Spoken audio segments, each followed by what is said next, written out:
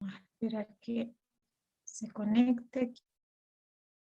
Ya, entonces, hoy día nuestra clase de taller, que es el taller número 6, vamos a hablar sobre vocabulario contextual, que es la parte cuando nosotros estamos leyendo y muchas veces van a haber palabras complicadas que nosotros podemos sacar su significado a partir de lo que me dice el texto, y muchas veces no va a ser necesario que yo acuda a un diccionario, ¿ya? Pero sí se puede reforzar con buscar la palabra del diccionario, o muchas veces esa palabra que se encuentra dentro del texto muchas veces no va a tener mucho significado con lo que dice el diccionario, sino que el significado se va a dar según el sentido que se encuentra ahí en el texto, ¿ya? Y eso es lo que vamos a aprender hoy día, a analizar el vocabulario en diferentes tipos de texto. Pero para eso vamos a recordar lo que vimos el taller anterior, cuando yo la primera parte de la clase expliqué el Booktuber y luego aludimos un poco al taller. El taller anterior ya aludía a que muchas veces cuando nosotros tenemos propósitos de informar, en este caso, un tema, ya, o argumentar sobre un tema y construir una idea, para poder explicar ese concepto, esa realidad, o si estoy hablando de una persona, etcétera, ya, tengo una estructura para poder explicarlo. Como por ejemplo, si yo voy a hablar sobre la contaminación del aire, primero, para empezar a explicar, empiezo, ¿cierto?, a definir esa idea, después la describo, después quizás narro alguna situación, y después doy un comentario, o muchas veces voy a hacer una comparación para que ese tema se entienda. ¿Cuándo hago definición? Cuando tengo la intención de en este caso, responder a la pregunta, ¿qué es eso y para qué sirve? ¿Ya? Entonces muchas veces tenemos, por ejemplo, una forma de definir un concepto cuando dice, tal concepto es o pertenece a la familia tanto, ¿ya? Entonces cuando yo quiero decir qué es algo y para qué sirve, estoy definiendo.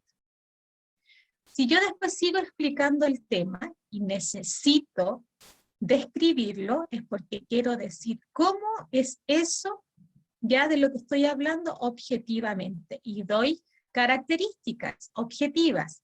En este caso, digo quizás el color, la textura, la extensión, la apariencia, etc. Entonces, como ya la definí, dije qué es, ahora voy a decir cómo es, y eso es una descripción. Pero también, cuando estoy explicando algo, es necesario a veces, para que sea más entendible, contar un suceso sobre el tema que estoy hablando, ¿ya? Y eso es una narración. Entonces, muchas veces voy a decir, ¿qué sucede con el tema que estoy hablando? ¿Cuándo sucedió? ¿Por qué? ¿Y qué efecto produjo? También lo puedo contar, por ejemplo, a través de una secuencia. De hecho, en 1900 tantos se creó el computador o la internet, ¿cierto? Y voy contando el suceso y ahí estoy haciendo una narración, porque encuentro que en mi explicación de ese tema necesito decir, en este caso, un poco de cuándo sucedió. Después, si quiero, por ejemplo, decir una característica, pero decir cómo lo percibo yo de manera subjetiva, si yo digo que es lindo o es feo, en este caso, y doy una percepción, estoy haciendo una caracterización del tema. Y después, siempre cuando explico algo, es importante decir mi opinión, ¿ya? ¿Qué percibe en este caso? ¿Qué opino yo de ese concepto? ¿Ya? O qué quiero, en este caso, como dice ahí, que la parte de comentario, qué quiero que piensen en este caso sobre el tema, estoy haciendo un comentario. Y por último, a veces, en lo que yo estoy explicando, hago una comparación, es decir, asemejo el tema que estoy hablando con otra cosa para que sea interesante, o muestro una diferencia también con otro concepto. ¿Ya? Entonces, muchas veces cuando nosotros explicamos un tema, en los párrafos que aparecen o en las oraciones que estoy informando, a veces hago una definición, una descripción, una narración, una caracterización, un comentario, una comparación.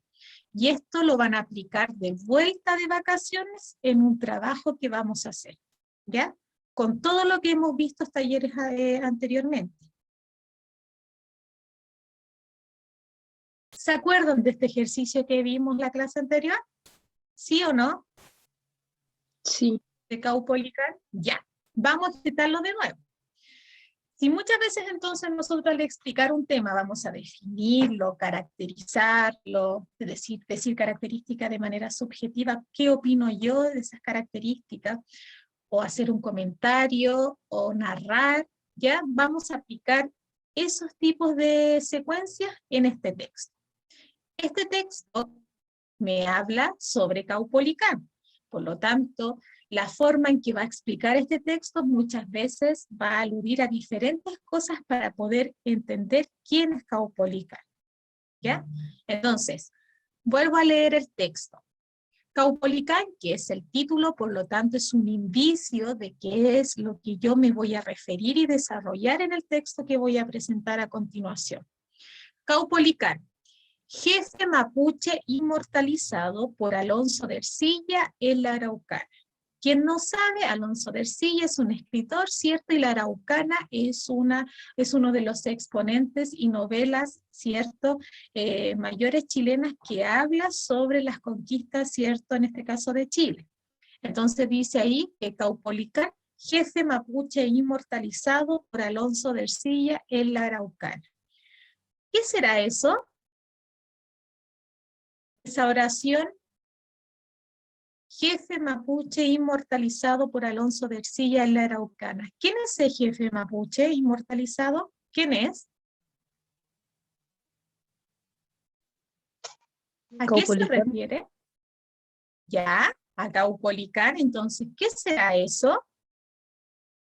Una Narración, descripción. una descripción. Caupolicán, jefe mapuche inmortalizado. ¿Será describir a Caupolicán? ¿O qué está haciendo? Sería, no, o sea, descripción no sería, porque no, en sí no lo está describiendo. Podría ser Describir. una Ya, definición. súper bien. Y muy bien como dice Mateo acá. Mateo me dice que es una definición. Muy bien. Caupolicán, jefe mapuche inmortalizado por Alonso de Ercilla.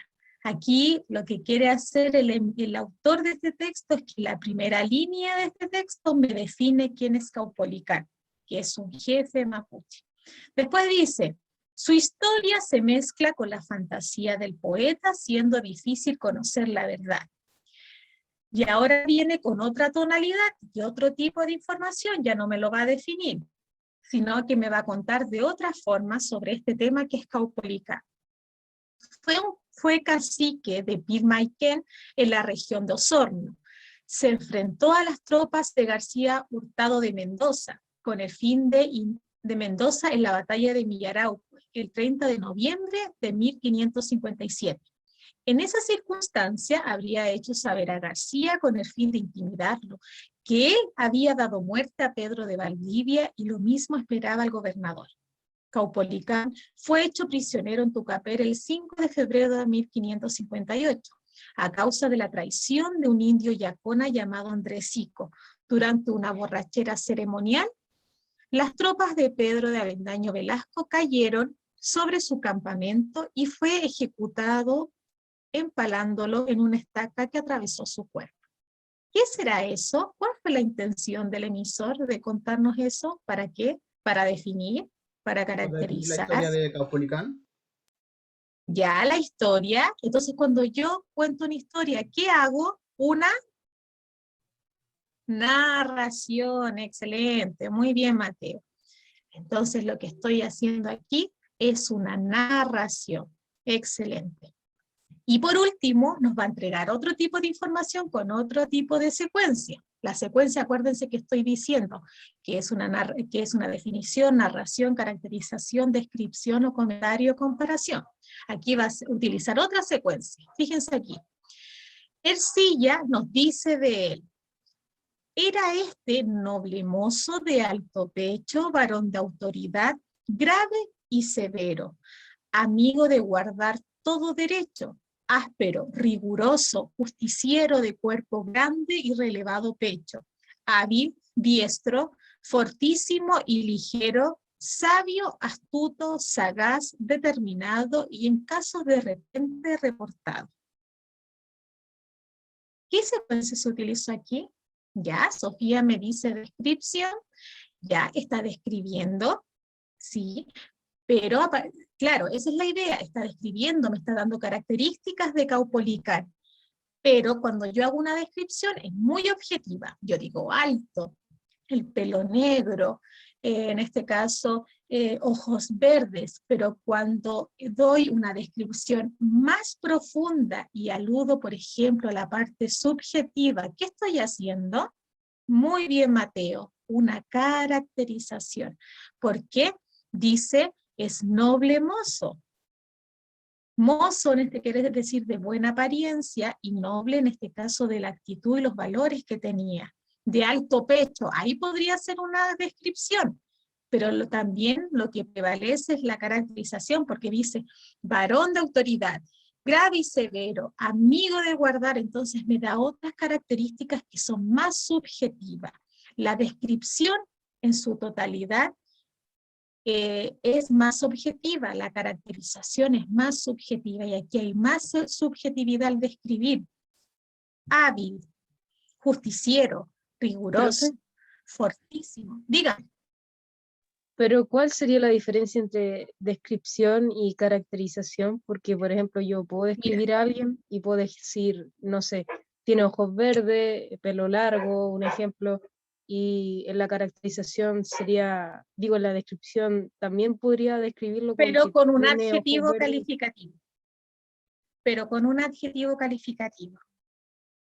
Es como cuando estás, la caracterización es más completa, porque utilizo, por ejemplo, características objetivas, pero le aludo un adjetivo calificativo. Fíjense que aquí dice de cuerpo grande y relevado, hábil, diestro, fortísimo y ligero. Aparte de decirme que tiene el pecho alto, y que más dice, prevalece los adjetivos calificativos: sagaz, astuto, sabio. Entonces, cuando veo que existe una descripción, pero con muchos adjetivos, que es en este caso bonito, alto, feo, y que aludo a la apreciación, estoy haciendo una caracterización. Pero si veo que la descripción es solamente lo que yo pueda ver, por ejemplo, de manera objetiva, los colores, las texturas, es solamente descripción, ¿ya? Pero si yo estoy viendo que lo que está diciendo ahí alude a una descripción, pero un poco más profunda, como decir aquí que es justiciero, ¿ya? Ahí es caracterización, ¿ya? Por eso vamos a seguir Ah, ok. trabajando esto. Ya, profe, gracias. De nada. Entonces ahí vimos, miren, y ahí están los colores. Definición, lo que habíamos visto arriba. Narración, cuando sale la fecha y nos cuenta un poquito de la historia de Caupolicán. Y por último, la intervención que hace Ercilla de describirlos, pero más profundo, entonces por lo tanto sería una caracterización. Nos vamos entonces al vocabulario, que muchas veces ustedes no tienen la actitud, en este caso adentrada, de cuando leen, buscar el significado de las palabras. ¿Por qué?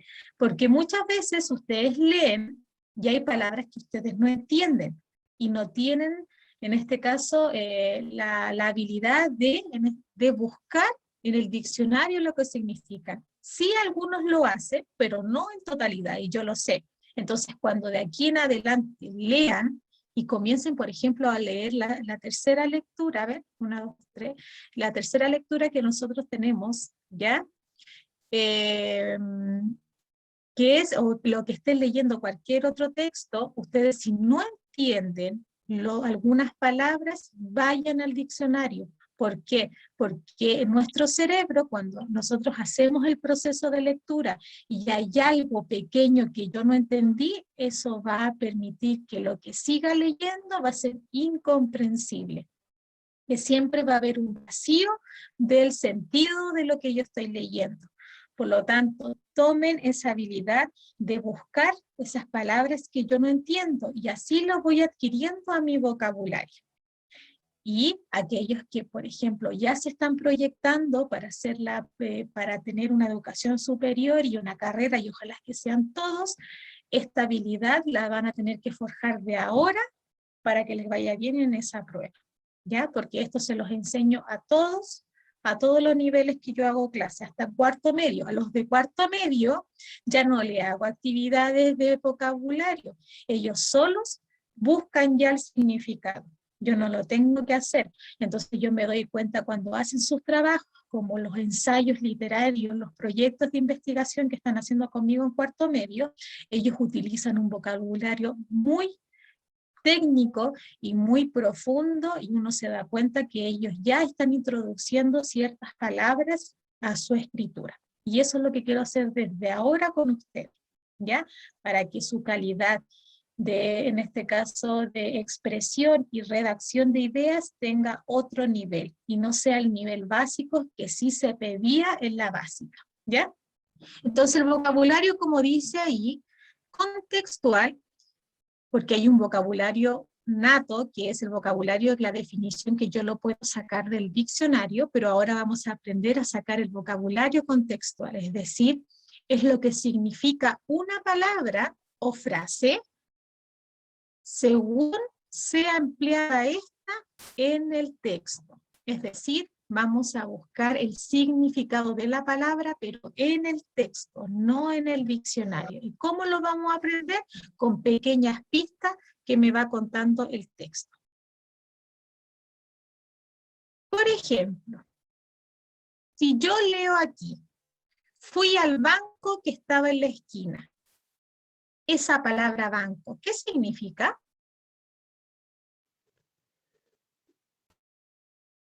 Al asiento. ¿Qué es banco? Un asiento, ya, pero ¿tendrá solamente ese significado? No. No. No. ¿Ya? ¿Como cuál, Sebastián? Un banco donde se guarda el dinero. ¿Ya? Entonces va a depender mucho. ¿Se dan cuenta? Entonces, a veces las palabras pueden tener más de un significado. Por ejemplo, aquí Alonso me dice puede tener dos significados. En este caso, el banco, como me dice, para sacar plata, en este caso dinero. Entonces, muchas veces cuando nosotros leemos, las palabras pueden tener un doble significado, ¿ya? Y eso va a depender de qué, del sentido en el que está insertado en el texto, y eso se llama vocabulario contextual. Entonces, cuando yo leo la palabra banco, y leo la oración también, fui al banco que estaba en la esquina, puedo pensar que es un banco, como dice ahí, una institución para poder resguardar y hacer transacciones y guardar, en este caso, dinero, o un asiento que nosotros particularmente se encuentran en las plazas, porque dice ahí que estaba en la esquina, que yo puedo tener un conocimiento previo, que a lo mejor hay una plaza, que quizás esta persona va a ir ahí a sentarse, ¿ya? Entonces, con esta idea, podemos decir que muchas veces para obtener un significado de esa palabra vamos a tener que tener conocimiento de toda la oración, ¿ya? Que muchas veces para poder sacar el sentido de la palabra voy a tener que ver qué palabras le antecede a esa palabra para sacar el significado y cuál es la que le precede. Por ejemplo, fui al banco, que fue, cierto, se dirigió hacia allá y que estaba en la esquina para poder comprender el significado. Que muchas veces van a ser palabras sencillas, como aquí banco, o muchas veces vamos a ver que van a haber palabras complejas que necesitan una profundidad para poder entenderlas. Vamos a leer lo siguiente. Cuando comenzó el aquelarre, otro ejemplo, Los participantes se encontraban algo impacientes. Entonces yo estoy leyendo, imagínense ustedes están leyendo ese texto y yo digo, oye, ¿qué será aquelarre? Entonces, para no irme al diccionario, voy a seguir leyendo. Cuando comenzó el aquelarre, entonces los participantes se encontraban algo impacientes. Entonces, la líder de las brujas tomó la palabra e invitó a todas las demás a tomar un brebaje misterioso. Entonces, con lo que leí, digo yo, ¿qué será aquelarre? Un tipo de Marco en reunión. mi mente, claro, tipo de reunión, ya. Y vamos, lo que voy a enseñarles ahora es cómo sacar pistas del mismo texto para sacar el significado de esa palabra que no entendí. ¿Ya? Entonces yo digo, aquelarre, lo dejo ahí en mi mente y empiezo. Participante. No te preocupes, Catalina. No se preocupe, si se les va el internet, yo los voy aceptando mientras voy conversando con ustedes. Entonces yo digo, aquelarre, no sé lo que es, y sigo leyendo, son participantes, y me nombra a las brujas, y me dice que tomó la palabra a ellas, invitó a todas, entonces hay varias reunidas, entonces van a tomar un brebaje misterioso. Y corroboro en el diccionario que aquelarre significa reunión nocturna de brujos y brujas. Entonces el texto también me lo dice, porque el texto me dijo que aquelarre, donde comenzó un aquelarre con los participantes, entonces aquelarre participan muchas personas y no es una. Y que luego me nombró, ¿por qué me habrá nombrado las brujas? Porque pertenece a esa palabra, y me dijo que tomó la palabra frente a todas las demás. Entonces, tomando esas ideas, ya voy construyendo. Ah, sí, pues, Alonso, también hay una teleserie que se llama Aquelarre, ¿ya? Sí, entonces, lo que quiero decir que cuando el texto nos va contando palabras, y si yo no lo entiendo, el mismo texto nos ofrece su significado. Y eso se llama vocabulario contextual. Aquí nosotros comenzamos a leer y nos surgió la duda de qué es lo que era aquelarre, pero siguiendo el texto nos fue ampliando la idea y el conocimiento y el contenido para poder definir lo que era aquelarre. Es decir, que habían participantes, que dentro de esos participantes había una líder y era una bruja que tomó la palabra en frente a todos, por lo tanto allí era, en este caso, son varias brujas, podríamos decir muchos participantes de brujas, y sería en este caso una reunión. Otro ejemplo. En muchos casos el cáncer es una enfermedad atávica, de dudosa recuperación. Yo leí eso y me pregunto, ¿y qué será atávica? Sigo leyendo. Vamos a ver aquí. Sigo leyendo. Y yo digo, dudosa recuperación. Y sigo leyendo el otro párrafo, a ver si la información que sale en el otro párrafo me ayuda a entender lo que es atávico. Dice ahí, desafortunadamente, cuando los padres la poseen, o sea, y podemos decir que cualquier persona también puede tener esta enfermedad atávica, significa que los hijos tienen más posibilidad de adquirirla también. ¿Qué será eso? ¿Qué significa eso? Que desafortunadamente cuando los padres la poseen, significa que los hijos tienen más posibilidad de adquirirla también. ¿Qué será eso? Que es hereditario. Muy bien, Javiera, que es hereditario, por lo tanto, vamos por ahí con el significado de atávica. Y cuando se adquiere, no es completamente seguro que el individuo se recupere del todo. ¿Qué querrá decir eso? Que no se recupere del todo, No es que seguro el que se cáncer, vaya a curar.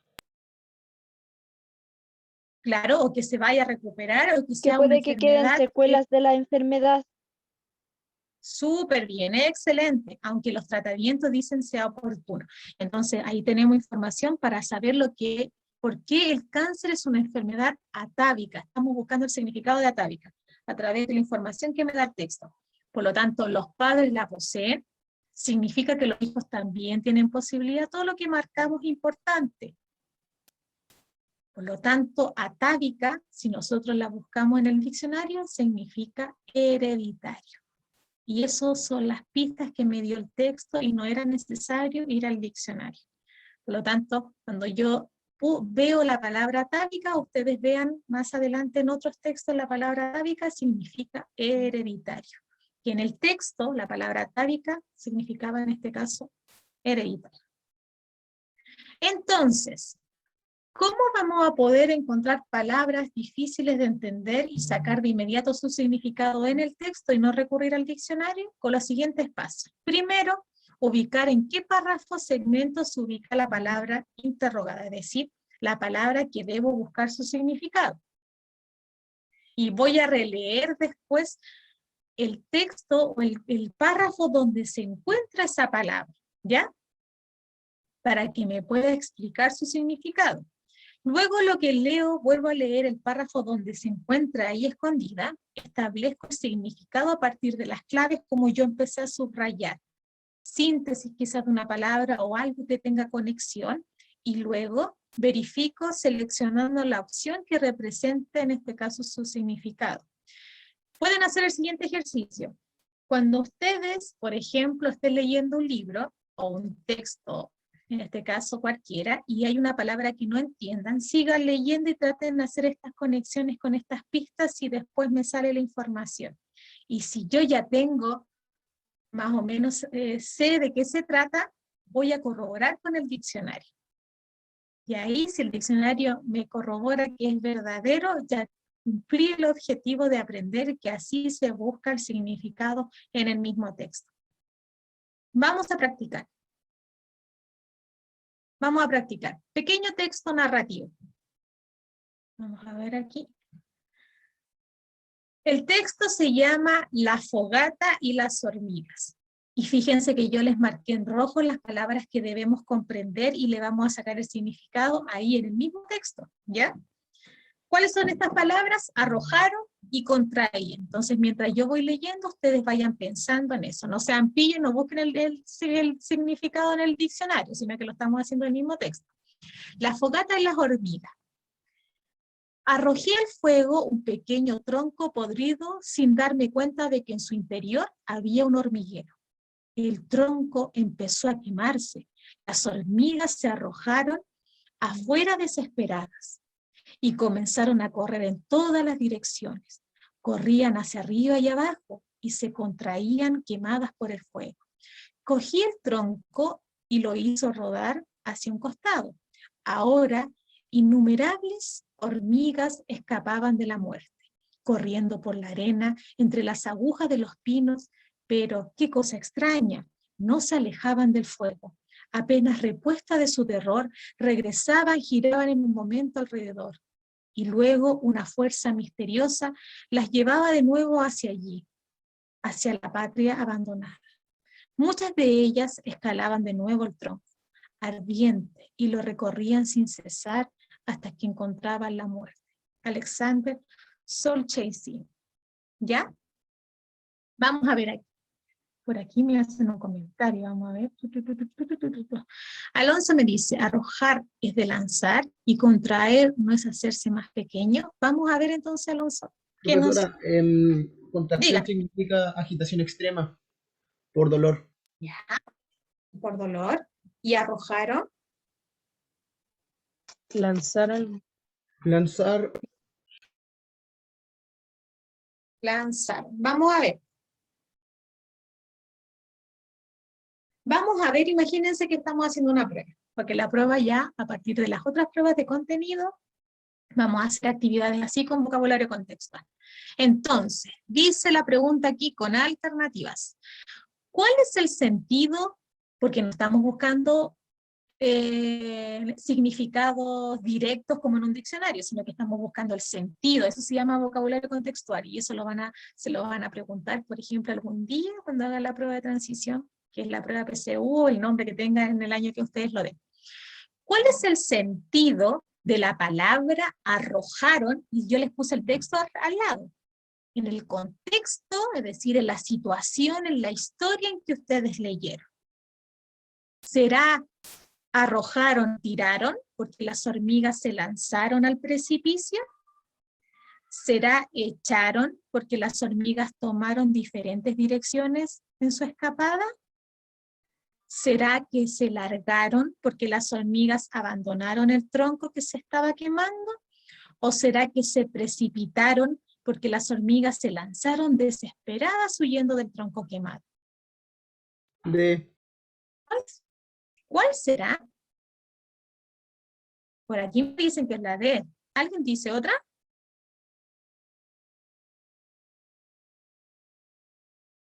¿Otra o no? Porque dicen, el tronco empezó a quemarse, las hormigas se arrojaron afuera desesperadas. Claro que es la D. Fíjense aquí. ¿Por qué será la D? Porque la D es la única alternativa que me tomó la misma palabra del texto, que es desesperada. ¿Ya? Y las demás alternativas no aludieron, aparte precipitaron, es decir, fueron más directas y se lanzaron sin conciencia, ¿ya? Tiraron, es un poquito en este caso consciente, echaron también es una idea consciente, largaron también es una idea que yo tengo consciente, pero precipitaron es algo que yo lo hago sin saber, y eso es lo que hicieron las hormigas. Entonces, arrojaron tiene un significado de precipitar. Vamos con la otra. ¿Cuál es el sentido de la palabra contraían en el contexto del texto leído? Acuérdense que el contexto es lo que yo entendí del texto y es decir, el sentido que tiene esta palabra en el texto. ¿Dónde está la palabra contraían? Dice aquí, corrían hacia arriba y abajo y se contraían quemadas por el fuego. Se retorcían porque las hormigas se enroscan al quemarse. Encogían porque las hormigas se reducían producto del fuego, constreñían porque las hormigas se oprimían junto a la fogata, o adquirían porque las hormigas asumían un aspecto extraño al quemarse. A. Retorcían. La A. Sofía me pone la D con una carita ahí. Y si nosotros aprendemos esto ahora en primero medio, les va a ir excelente en los demás niveles de comprensión lectora cuando vayan en segundo medio, tercero, cuarto medio. Así que por eso les quiero enseñar esto. La A, otros me dicen la B. Vamos a ver la respuesta. Es la A, se retorcían. Entonces, cuando yo hablaba de la palabra contraían en el mismo texto, es porque retorcían, porque las hormigas se enroscan al quemarse, se enroscaron. Corrían hacia arriba y abajo, se contraían quemadas por el fuego. ¿Ya? ¿Por qué no es la B? Porque las hormigas se reducían producto del fuego. Reducir es disminuir en cantidad. Desaparecen. No hacen eso. Constreñían, porque las hormigas se oprimían junto a la fogata. Oprimir es como un significado más subjetivo. Es cuando uno oprime, por ejemplo, oprime, ¿No se roba un papel? no toma en cuenta, claro, o adquirían, porque las hormigas asumían un aspecto extraño. Dice que tienen un aspecto extraño el texto, no lo dice. Por lo tanto, por eso es la A. Con esto, yo les voy a dejar un pequeño ejercicio. Espérenme un poquito. Voy a mostrarle aquí. Con esto, yo les voy a dejar un pequeño ejercicio en Classroom, un texto donde yo les marqué las palabras y ustedes van a contestar 3 preguntas de alternativa, donde van a tener lo mismo que les mostré ahora. La palabra, ustedes van a ir al texto y van a entender qué me quiere decir la palabra, pero en el texto no se vayan al diccionario y se van a marcar la alternativa correcta. Por lo tanto, lo que tienen que hacer en la guía, leen el texto pequeño que les puse y se van a contestar las 3 preguntas de alternativa. Y eso me lo reenvían o me pueden contestar ahí mismo como comentario privado en Classroom para yo revisárselo. ¿Ya? Esa es la actividad. Y esta metodología de vocabulario contextual, de secuencias textuales como definición, narración, también vimos, por ejemplo, que es inferir información explícita, implícita. Todas estas habilidades yo les voy a hacer de vuelta de vacaciones, ya con un tiempo determinado. Vamos a hacer una guía Es decir, vamos a ejercitar en un texto que yo les voy a dar para todos ustedes, y ustedes van a subrayar, van a tirar líneas, van a hacer esquemas para poder entender bien estas habilidades y las van forjando en mi asignatura y en las asignaturas que también les hacen leer texto. ¿Ya? ¿Les parece? ¿Sí o no? Sí, profe. ¿Sí? Ya. Eso, chiquillos. Entonces, el lunes no tenemos clases y el viernes no tenemos clases. ¿Qué me queda pendiente a mí como profesora? Revisarles sus booktubers y mandarle durante la semana la corrección. ¿Dónde me va a llegar la nota? Al correo. Y aquellos que lo subieron a Classroom, también ahí le va a llegar su nota. Aquellos también, ¿qué voy a hacer también? Aquellos alumnos que tienen un rojo o dos rojos conmigo, o que le está dando promedio rojo el lenguaje, le voy a mandar un correo, ver esa situación. También alumnos pendientes con tarea también, y también aquellos alumnos que deben, por ejemplo, tareas, también me voy a comunicar con ellos, ya que la mayoría de los rojos son porque no han hecho tampoco las tareas. Ya. A ver, la primera nota que está ahí en el informe es sobre la unidad de nivelación. La de diagnóstico que vieron ustedes y que tenían ahí nota. Después, la segunda nota es del libro Cuentos de Amor, de Locura y Muerte de Horacio Quiroga, ya que fue una prueba que hicieron en webclass. La tercera es del Guardián entre el Centeno, y la cuarta es de la unidad 1, del romanticismo. Ahora, la semana le va a aparecer la quinta nota, y esa es la del booktuber. Y va a haber una sexta nota que va a ser las tareas que ustedes hicieron de los talleres. Profe, es que yo no hice las tareas del taller. Vaya a Classroom y hay una sección que dice taller. Taller 1, 2, 3 y salen actividades, haga eso y con eso le voy a sacar la sexta nota. ¿Por qué? Porque las tareas de la unidad que vimos 1, el romanticismo, son décimas que yo les subí a la prueba que ustedes hicieron. ¿Ya? Esa es la cuarta nota, Juan Pablo. ¿Ya? Que es la de unidad 1, que fue el romanticismo. Entonces, la semana le va a aparecer una quinta nota y esa es la del booktuber. Y ya terminando a fines de junio, ya la última semana, poniéndome al día con aquellos rojos y todo, le va a aparecer una sexta nota, que son las de los talleres. ¿Ya? Eso, chiquillos, que tengan un excelente fin de semana, aprovechen de descansar el lunes que es feriado, organicen su tiempo, pónganse al día con la otra asignatura, porque la próxima semana van a haber profesores que van a activar pruebas de alumnos pendientes, entonces tienen otras pruebas y van a tener las pendientes, entonces traten de también, cuando tengan que hacer las pruebas, háganlas, que no se les olvide, porque si no se les acumula muchas cosas. Y aquellos que están al día van a estar un poquito más relajados porque no tienen cosas pendientes y no se estresan tanto. Eso, así que lo único que les pido es que se organicen. Ya, profe.